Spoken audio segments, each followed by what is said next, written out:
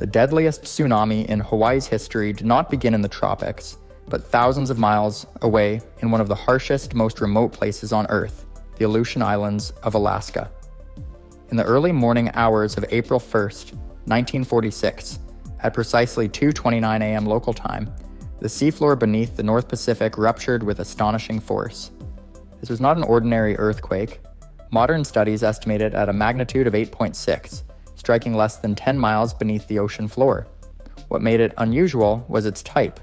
It was a so-called tsunami earthquake, meaning the shaking felt on land was not as violently sharp as one might expect from such a large magnitude. Instead, the rupture involved a slow, massive heave of the seafloor, vertically thrusting water upwards in a way that was especially efficient at generating tsunamis. The rupture displaced the seafloor by as much as 40 feet in some places. That sudden movement acted like an enormous paddle slapping the Pacific Ocean, sending out a train of tsunami waves in every direction. Out in the deep ocean, these waves were nearly invisible, stretching over 100 miles from crest to crest and standing only a few feet tall. Ships at sea would have barely noticed them, perhaps only a gentle lift beneath their hulls.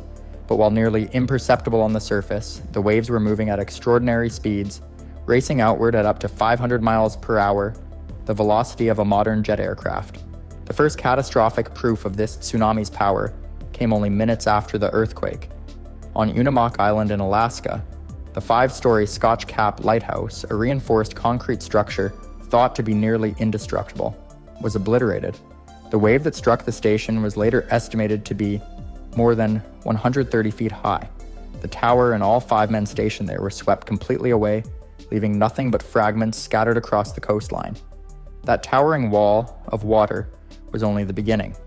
The rest of the tsunami continued silently southward, across 2,400 miles of open ocean, carrying with it the energy of the Earth's violent convulsion.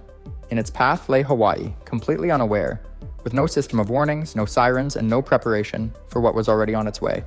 By the time dawn broke on April 1st, 1946, Hawaii was carrying on with ordinary life. Radio stations filled the air with morning broadcasts, fishermen readied their boats, and school children made their way to class. There were no sirens, no bulletins, and no hint of the disaster rushing toward the islands. The journey of the tsunami from Alaska to Hawaii had taken just under 5 hours, but without a warning system, no one knew it was coming. At about 7 a.m., the first waves reached the Big Island's northeastern coast near Hilo. Witnesses later described how the ocean withdrew suddenly, exposing coral reefs and seafloor that were never seen dry. Moments later, the sea came roaring back. The initial surge was estimated to be more than 30 feet high, crashing inland, with a force capable of uprooting massive trees and tossing cars like toys. Entire neighborhoods were engulfed in seconds. The devastation was worst in the town of Hilo, which faced the waves head-on. Wooden homes splintered into pieces, businesses were smashed apart, and rail lines were ripped from the ground. Some of the heaviest losses occurred at schools, where the timing of the waves coincided with children just arriving for their morning lessons. Buildings collapsed or were swept away, leaving chaos and fear in their wake. Elsewhere on the Big Island, plantations and small villages suffered immense destruction. In Laupahoehoe, a wave surged deep into the valley, leaving behind shattered homes and scattered belongings. Survivors recalled the terrifying roar of the water, followed by silence, as entire families were lost to the sea. The waves did not stop with the Big Island. As the tsunami radiated outward, other islands were struck in succession. Maui, Oahu, and Kauai each endured surges that devastated low-lying coastal areas. Harbors were destroyed, boats were sunk or flung ashore, and bridges were washed away. Across the island chain, the tsunami left behind a trail of wreckage that stunned Hawaiians, who had never before experienced such a catastrophe. The people of Hawaii were left bewildered. No storm clouds had been seen, no winds had howled, and yet the sea had risen out of nowhere to destroy entire communities. What they could not yet know was that the waves they had just endured were part of one of the most destructive natural disasters ever recorded in the island's history. When the waves finally receded, the true scale of the tragedy began to emerge. Across Hawaii, the tsunami claimed the lives of more than 150 people, with the greatest number of deaths occurring on the Big Island. Hilo alone saw dozens of families torn apart and small coastal villages lost entire generations. The community of Laupahoehoe was especially devastated. where 24 people, including schoolchildren and teachers, were killed when the wave swept through the school grounds. Many survivors described the experience as both sudden and surreal. Some were carried hundreds of feet inland by the water, clinging to the floating debris in desperate attempts to stay alive. Others managed to scramble to higher ground only to watch helplessly as their homes, workplaces, and loved ones disappeared beneath the churning sea. The stories of survival would later become part of the island's collective memory, passed down as solemn reminders of nature's power. The physical destruction was immense. Nearly every waterfront business in Hilo was destroyed, leaving the town's economy crippled. Sugar plantations, which were a backbone of Hawaii's economy at the time, lost large portions of their infrastructure as fields were drowned in salt water and equipment was washed away. Roads and bridges were destroyed, leaving some communities isolated for days before help could arrive. Relief efforts began almost immediately. The Red Cross, local churches, and volunteers worked to provide shelter and food for those left homeless. Military personnel stationed in Hawaii also assisted in search and rescue operations, using their equipment to clear debris and reopen access to coastal towns. Despite these efforts, many survivors faced weeks of hardship, living in makeshift shelters while struggling to rebuild their lives from the ruins. The psychological toll was equally severe. Families mourned lost loved ones, and children who survived the disaster carried lifelong trauma. Entire communities struggled with the haunting memory of a wave that had struck without warning. The suddenness of the event left many fearful of the ocean, a place that had always been central to Hawaiian life and culture. For Hawaii, the 1946 tsunami was not just a natural disaster, it was a turning point. It revealed how vulnerable the islands were to events that originated far across the Pacific, and it set the stage for major changes in how tsunamis would be studied and prepared for in the future.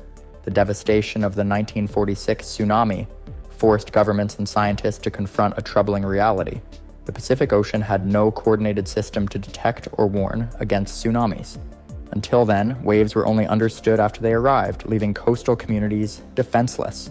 The disaster highlighted an urgent need for international cooperation, and Hawaii became the center of this effort.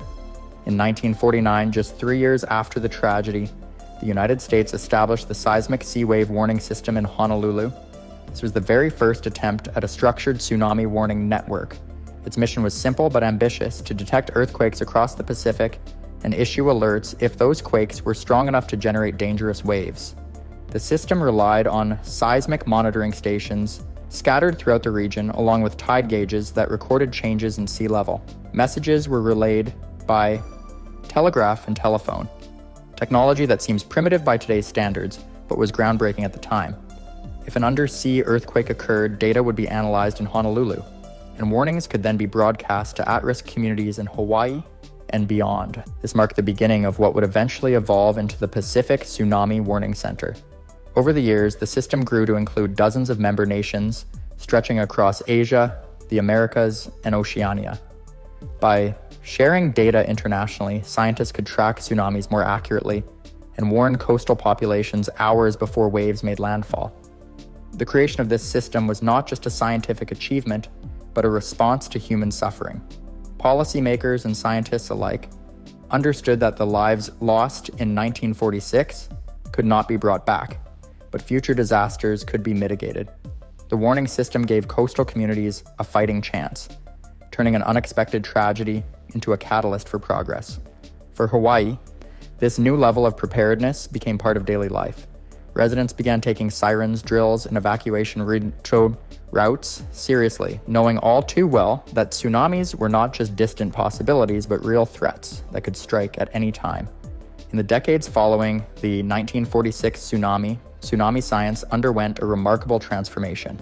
Early warning systems that once relied only on seismographs and tide gauges began to incorporate advanced technologies that could detect and track waves across the entire Pacific Ocean. By the 1960s, computers allowed scientists to model wave behavior, helping them predict how tsunamis might travel after an undersea earthquake. A turning point came in the 1990s with the development of the Deep Ocean Assessment and a reporting of tsunamis system, better known as DART buoys. These specialized instruments, anchored to the seafloor and connected to surface buoys, could measure minute changes in water pressure as a tsunami passed by. The information was transmitted in real time by satellite, giving scientists precise data on wave height, speed, and direction. Satellites also played a vital role in expanding global awareness of tsunamis. They provided rapid communication channels and enabled detailed observation of the ocean's surface. Combined with seismographic networks, these tools allowed scientists not only to detect tsunamis more quickly, but also to issue warnings to nations far beyond the Pacific. Hawaii's role in this global effort remained central. The Pacific Tsunami Warning Center in Honolulu continued to expand, offering alerts not only to the islands, but also to dozens of countries across the Pacific Rim. Today, its warnings are distributed within minutes of a major undersea earthquake, a speed unthinkable in the 1940s. What makes these technological advancements even more significant is their life-saving potential. While natural disasters cannot be stopped, accurate detection and rapid communication can drastically reduce casualties. Communities now receive evacuation alerts through sirens, radios, and even smartphone notifications, tools that did not exist when the deadly waves of 1946 struck without warning. The evolution of tsunami science shows how far humanity has come since that fateful April morning. It reflects a blend of scientific innovation, international cooperation, and lessons learned the hard way. Each improvement, from seafloor sensors to satellite imaging, stands as a direct response to the tragedy that devastated Hawaii in 1946. The 1946 tsunami left scars on Hawaii that were both physical and cultural. Entire shorelines were reshaped, and many coastal communities had to rebuild from nothing. Yet, beyond the destruction, the event became a defining moment in the island's collective memory. Stories of survival, loss, and resilience were passed down through families, ensuring that the lessons of that day would never be forgotten. Schools across Hawaii eventually began incorporating tsunami education into their programs, teaching children evacuation routes and the importance of seeking higher ground. Sirens were installed along beaches and towns, becoming a familiar part of life on the islands. For residents, the sound of those sirens served not only as a warning system, but also as a reminder of the tragedy that claimed lives decades earlier. Memorials were created to honor those who were lost, particularly in the hardest hit areas of Hilo and Laupahoehoe.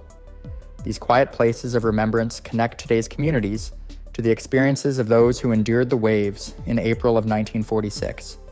Each ceremony held there reinforces the importance of vigilance in the face of natural disasters. Globally, the disaster influenced how nations prepared for tsunamis.